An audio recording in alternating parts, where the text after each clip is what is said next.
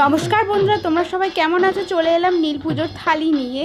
এরমভাবে কেউ বলেনি আগে, জানি। দিয়ে দিলাম লুচি, তারপরে ছিল ছোলার ডাল, তারপরে ছিল কুমড়ো আলুর চচ্চড়ি, তারপরে ছিল টমেটোর চাটনি, তারপরে ছিল পাঁপড়, তারপরে ছিল একটা ঠাকুরেরই প্রসাদ, এটা এতে দিয়ে দিয়েছি।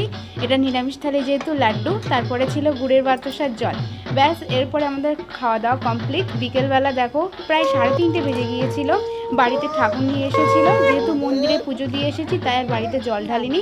ওখানে দেখো ডাব কেটে ওরা ঠাকুর চান করিয়ে নিল। জয় বাবা তারকনাথের চরণে, ভগবান সবার মনের ইচ্ছা পূরণ করুক, সবাইকে ভালো রাখুক।